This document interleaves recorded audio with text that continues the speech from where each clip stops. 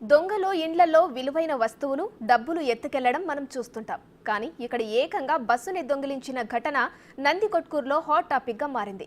ఆత్మకూరు డిపోకు చెందిన బస్సును దుర్గయ్య ఎత్తుకెళ్లాడు. ఆత్మకూరు హోటల్ దగ్గర ఆపి ఉన్న బస్సును ఎత్తుకెళ్లడంతో అంతా షాక్ అయ్యారు. వెంటనే పోలీసులకు ఫిర్యాదు చేయడంతో ముచ్చుమర్రిలో బస్సును స్వాధీనం చేసుకున్నారు.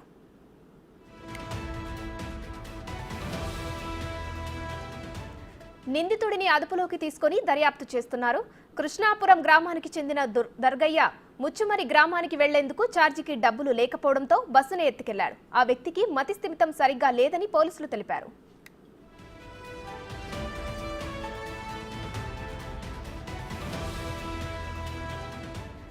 రైట్, ఆత్మకూరులో బస్సును ఎత్తుకెళ్లిన ఘటనకు సంబంధించి మరిన్ని డీటెయిల్స్ మా ప్రతినిధి శ్రీరామ్ ఫోన్ లైన్ లో అందిస్తారు. శ్రీరామ్, చెప్పండి, ఆ వ్యక్తి ఇంతకు ఆ బస్సును ఎందుకు తీసుకెళ్లాడు?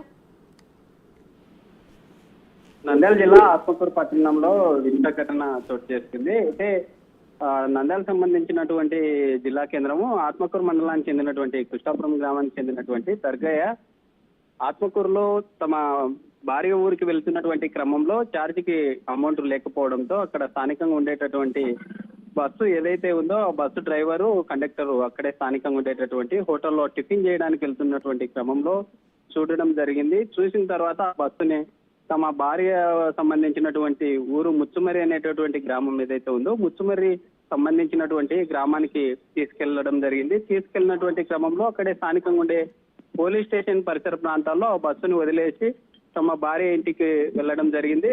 స్థానికంగా ఉండేటటువంటి బస్సు సంబంధించినటువంటి డ్రైవరు క్లీనరు అప్రమత్తమై స్థానికంగా ఉండేటటువంటి స్టేషన్ లో ఫిర్యాదు చేయడంతో అక్కడ ఉండేటటువంటి పోలీస్ సంబంధించినటువంటి అధికారులు ముమ్మరంగా ఆ ఘటనకు సంబంధించి ఇన్ఫార్మ్ చేయడంతో ముచ్చుమర్రిలో బస్సు ఉందనేటటువంటి ఆచూకీ తెలియడంతో ఆర్టీ సంబంధించినటువంటి అధికారులు ఊపిరి పీల్చుకున్నారు. అక్కడే స్థానికంగా ఉండేటటువంటి దర్గయ్య అనేటటువంటి వ్యక్తి సంబంధించి ఇప్పటికే పోలీసులు కేసు నమోదు చేసుకొని దర్యాప్తు చేస్తున్నారు.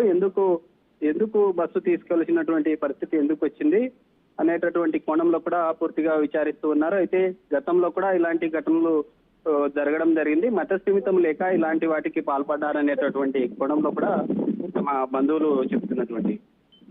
Right, thank you Sriram.